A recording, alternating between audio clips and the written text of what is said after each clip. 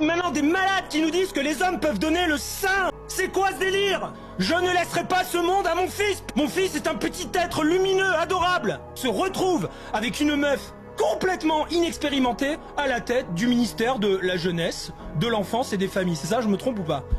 By the way, elle est lesbienne, bon, elle s'occupe des familles. Mais c'est quoi le message?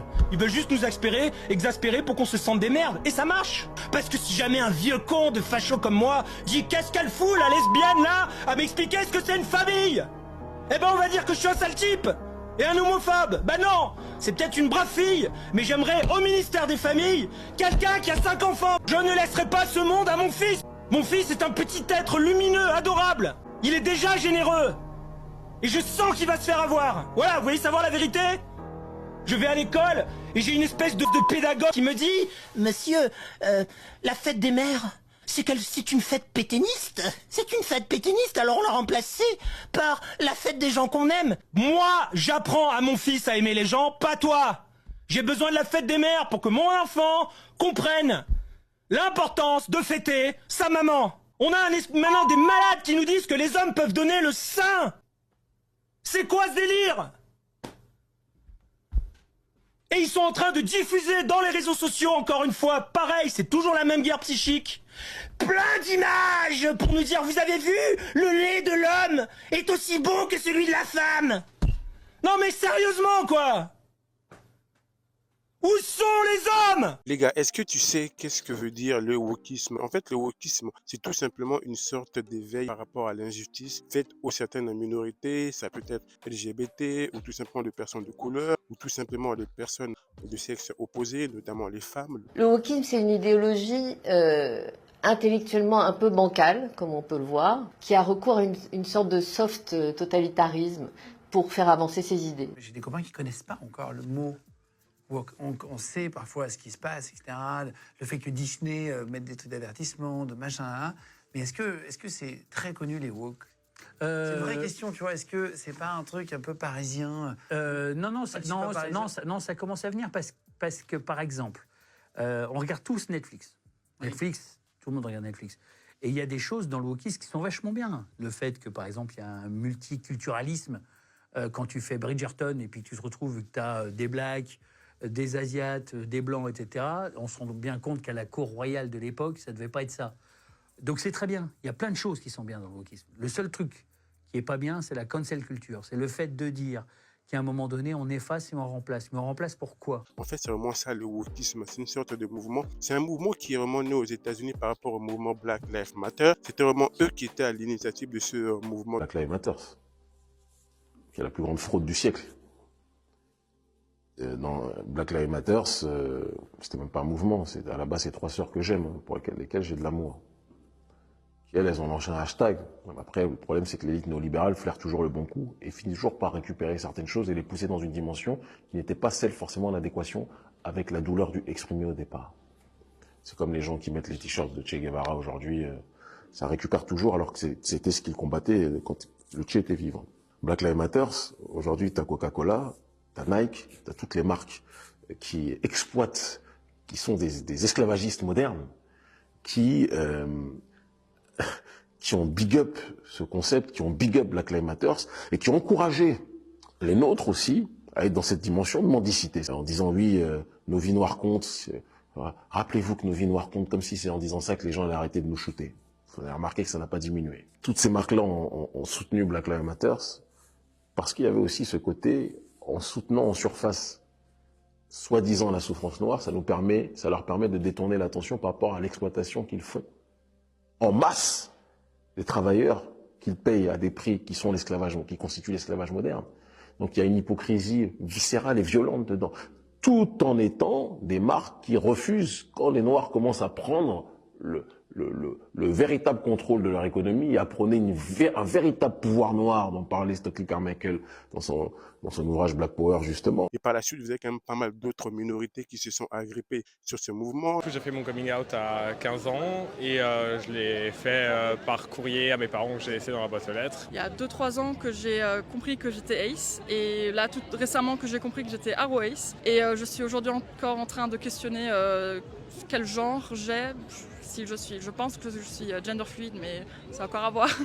J'ai fait mon coming out, proprement dit à 19 ans, mais je ne vivais pas vraiment ça parce que dans mon pays, proprement dit, c'est interdit en fait. Je suis arrivé en France et là, j'ai juste envie de profiter et de vivre en fait. Moi, j'ai fait mon coming out homosexuel à 14 ans pour ma mère et je devais en avoir 17 quand je l'ai dit à mon père. Et c'était mieux avec ma mère qu'avec mon père, mais ça va. Mon premier coming out, c'était mon coming out lesbien et je l'ai fait à genre 15 ans. Mais du coup, mon deuxième coming out, c'était à mes 17 ans. Donc du coup, coming out trans, homme trans. Du coup, moi, j'ai eu plusieurs coming out dans ma vie, vu que j'ai eu le premier d'abord où j'avais dit que j'étais homo. Et ensuite, j'ai eu le coming out trans, genre, donc en 2020, en octobre. Alors, mon premier coming out que j'ai fait, c'était sur la bisexualité et c'était quand j'avais 13 ans, mais j'étais pas sûre de moi. Mais mon vrai coming out lesbienne, celui-là que je suis aujourd'hui, c'était vers l'âge de 14 ans, 15 ans. Pour le coming out, je n'ai pas vraiment eu besoin d'en faire parce que j'ai la chance d'avoir grandi avec une maman qui m'a toujours expliqué que ça n'avait pas d'importance, que je ramène un homme ou une femme à la maison. Donc j'ai même pas eu besoin d'expliquer en fait, tellement c'était naturel et spontané. Donc j'ai pas eu de moment en fait coming out parce que j'ai une mère exceptionnelle. Mon premier coming out, c'était à 14 ans. En tant que bisexuelle. Je l'ai jamais avoué à mes parents parce que c'est pas possible, mais je l'assume quand même et je suis comme là et je soutiens la cause. Je me rappelle quand j'étais aux États-Unis en 2019, en fait, c'est quelque chose en tout cas qui va te marquer, qui te choque, notamment le mouvement wokisme. J'ai vu quand même pas mal de femmes, notamment des femmes rondes, qui étaient vraiment décomplexées, qui étaient en tout cas fières d'afficher, de montrer leur corps. On dit souvent ce qui se passe aux États-Unis et c'est ce qui va arriver forcément en Europe. Si tu veux savoir qu'est-ce qui va se passer en Europe dans les années à venir, regarde qu'est-ce qui se passe aux États-Unis. Aujourd'hui, en fait, même quand je marche dans les rues en France, c'est là que tu vois en fait que oui, certaines minorités commencent un peu, à s'affirmer. Aujourd'hui, quand même, c'est un mouvement qui prend de l'ampleur. Vous savez, aujourd'hui en France, il y a quelques années, on ne pouvait pas imaginer que le mariage pour tous puisse exister. Certaines minorités, grâce forcément au lobbyisme, à beaucoup de choses, arrivent quand même à avoir de l'impact, à faire valoir leurs droits dans la société d'aujourd'hui. Qu'est-ce que tu penses vraiment de ce mouvement, le wokisme? Est-ce que pour toi, c'est vraiment quelque chose de positif? Est-ce que c'est une évolution pour la société? Certaines personnes pensent aussi que ce mouvement, notamment le wokisme, par rapport à certaines minorités LGBT ou tout simplement l'homosexualité, c'est des choses en fait qui peuvent être néfastes par rapport à l'enfant. Alors là, nous arrivons à des moments quand même, vous savez, cet été, il s'est passé beaucoup de choses, hein, on va pas vous... Bon, il faudrait 5 heures pour vous donner les perles de l'été, mais celle-là, elle est magnifique. Eh bien voilà, c'est une mère américaine, il y a la vidéo, mais nous sommes à la radio. C'est très simple, voilà, l'Occident est en train d'aller vers des choses très intéressantes. C'est une mère woke, une mère cancel culture, une mère entre guillemets progressiste avec 4 guillemets, qui dit ceci: eh ben mon fils dit qu'il est un chat. Dit cette mère, donc c'est qu'il est un chat. Ben oui. Si vous avez envie d'être un fourmilier tamanoir, vous êtes un fourmilier tamanoir. C'est votre choix. Ça s'appelle la liberté. Et alors, cette mère s'est plainte. De quoi elle s'est plainte? Elle s'est plainte de ne pas pouvoir soigner son enfant chez le vétérinaire. Eh ben oui, si cet enfant est un chat, ben il faut qu'il aille chez le vétérinaire. C'est le véto qui va le soigner. Et alors voici ce qu'elle dit, mais vraiment texto, hein, texto. Mon fils identifie un chat, mais je ne peux pas l'emmener chez le vétérinaire. En fait, j'ai essayé, hein. Mais vous savez ce qu'il m'a répondu, le vétérinaire, dit la mère? Comme mon fils a une structure de corps humain, il ne savait pas comment l'examiner et le diagnostiquer. Quand même, c'est formidable ça, je veux dire. Ah bon? Alors vous êtes vétérinaire, mon fils vous dit qu'il est un chat, et vous savez pas comment l'examiner? Vous savez pas examiner les chats alors? Ben oui, mais c'est pas tout à fait la même chose. Ah ben non, non, non. Mais pourtant, c'est bien, le dit la mère. Alors la mère, elle soulève la question. Ce serait formidable de soulever cette question, de commencer à en parler, car sinon nous n'irons nulle part. Et ceux qui se sentent comme des chats continueront d'aller voir des médecins qui acceptent les gens. Et c'est faux, et c'est vrai. Et c'est vrai, si je me sens fourmilier de tamanoir et je vais chez un généraliste ou même un spécialiste, il va me dire hein, mais je connais pas les fourmiliers de tamanoir. Hallucinant, faut que ça change, c'est vrai, c'est vrai. Il faut quand même que dans les études médicales dorénavant, il n'y a pas seulement le numerus clausus, il faut que tout médecin qui veut devenir médecin apprenne comment soigner les baleines, les fourmis, les scorpions, etc. Parce que si beaucoup d'humains, après tout les jeunes, ont envie de se sentir chat-huant, etc., eh ben, c'est son droit. Et vous devez vous soumettre à ce droit et apprendre à le soigner. Voilà où on en est, la progression du wokisme en pays civilisé. Un enfant qui grandit dans une famille peut-être où il y a papa 1, papa 2, où il n'y a pas maman, en fait, ça peut créer un trouble mental, un trouble psychologique. Et beaucoup de gens s'inquiètent justement par rapport à ça, par rapport à l'enfant. Et on peut citer aussi les procès des détransitionneurs, c'est-à-dire des jeunes gens qui avaient décidé de changer de sexe, qui sont passés par l'hormonothérapie, enfin des traitements hormonaux ou chirurgicaux, et qui le regrettent, qui considèrent qu'ils étaient trop jeunes pour prendre cette décision, et qui se tournent vers la justice. Donc ça fait un petit peu trembler la médecine du genre. Tu ne peux même pas regarder la télé sans que tu aies un mouvement wokisme. C'est un mouvement qui inquiète quand même pas mal de parents aujourd'hui. Ils se posent beaucoup de questions par rapport à leur enfant. Beaucoup craignent même, est-ce que mon enfant, il ne peut pas aller à l'école? Il va aller à l'école, il va rentrer à la maison, il va avoir des idées bizarres, des idées de changer de sexe. C'est des choses qui ont toujours existé, mais vraiment ce mouvement wokisme prend tellement de l'ampleur aujourd'hui que quand tu regardes la télé, tu verras certaines minorités, c'est peut-être LGBT ou homosexualité, transgenre, beaucoup s'inquiètent par rapport notamment à l'enfant mentalement. Est-ce que ils craignent qu'aujourd'hui ton enfant peut rentrer à la maison, peut dire tiens à l'école j'ai un ami qui lui il n'a pas de maman, c'est papa, il essaie de me convaincre que c'est normal. En fait, c'est toutes ces choses qui fait que beaucoup de gens craignent, notamment aujourd'hui en France, comme je dis, on a même failli parler de certains sujets par rapport aux enfants. En tout cas, toi, n'hésite pas à me donner ton avis en commentaire.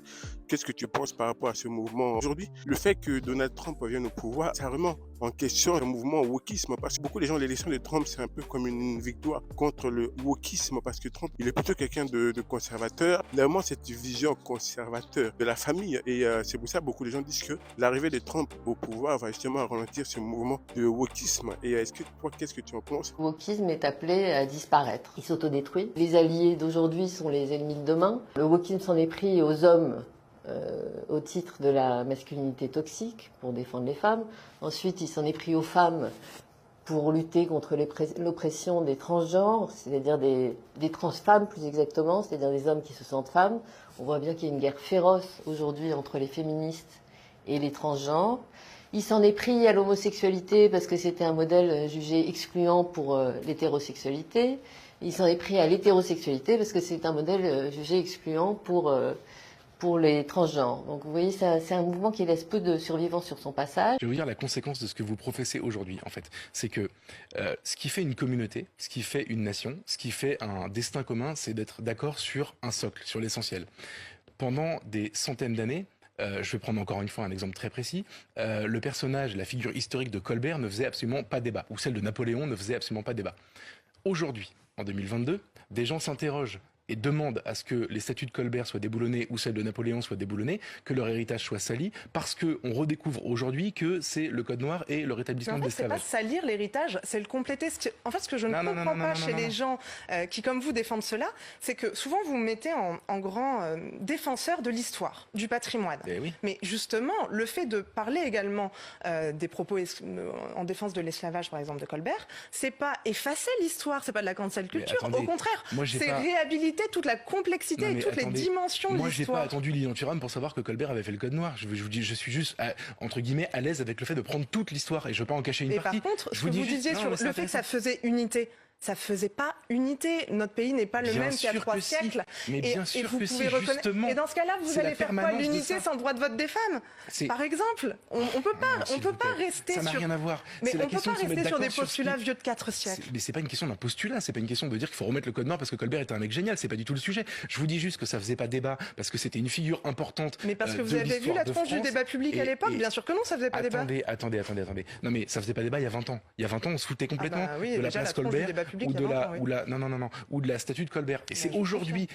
Mais pourquoi? Parce qu'il y a une pression communautaire. Parce qu'il y a une pression justement de tous ces gens qui se disent blessés, qui ne se considèrent plus que comme des. Parce qu'il y a un accès à la parole qui est différent. Parce que ces gens ne se considèrent plus que comme des victimes. Et une victime, ça se venge. Et c'est exactement ce qui est en train de se passer. Non, je suis désolée. Par contre, je peux pas vous laisser dire ça. C'est quoi votre problème avec les victimes? Bien sûr que non. Quand on est victime, on se venge pas. Parce qu'ils sont victimes de rien. Pardon. Aujourd'hui, les gens qui se plaignent des statues de Colbert n'ont jamais subi d'esclavage. Ils ont absolument aucun problème avec ça. C'est juste que c'est un combat politique et qui veulent effacer une part de l'histoire de France. Mais c'est vous qui les appelez victimes quand les gens ont des combats antiracistes, par exemple. Non, c'est le principe du wokisme, c'est de se considérer blessé par quelque chose. C'est la prise en compte, on est éveillé à la prise en compte de la blessure de l'autre. C'est vous qui mettez ça derrière nous. Non. En tout cas, je suis taxée d'être woke en permanence. Moi, j'ai jamais réclamé de... Enfin, c'est votre analyse de ce que seraient nos combats politiques. C'est quand même très à côté de la plaque. En tout cas, je suis pas dans votre tête. En revanche, ce que je vois, c'est les conséquences de ce que vous faites. Donc, ce que j'ai dit sur Colbert, c'est vrai. Ce que j'ai dit sur Napoléon, c'est vrai. Si, c'est vrai. Si, c'est vrai. Si, il y a quelques années, le président du CRAN... On va pas jouer à si c'est vrai, non, nananaire, tout ce que je dis, ça revient sur toi, etc. On en a passé l'âge,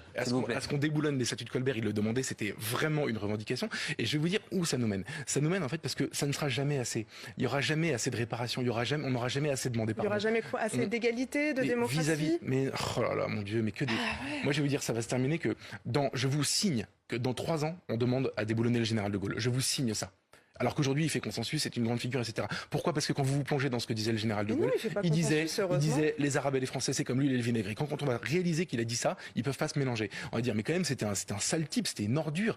Il faut absolument qu'on débaptise les places de Gaulle. Et ben bon courage, parce que la place de l'Étoile, la place Charles de Gaulle, l'aéroport, etc. Je vous jure qu'on en arrivera là, parce que vous avez semé ça et vous allez récolter le chaos, parce que la guerre entre les communautés, la guerre entre les identités blessées ne donne que le chaos. Bref les gars, en tout cas, ce sera tout pour cette vidéo. N'hésitez pas à me donner votre avis en commentaire. Si jamais vous souhaitez, les gars, vous développer, créer un business en ligne, en tout cas, on a un programme de coaching, n'hésitez pas à prendre votre rendez-vous. On se fera un plaisir de vous aider. Et moi, les gars, je vous dis à la prochaine vidéo. Ciao, ciao.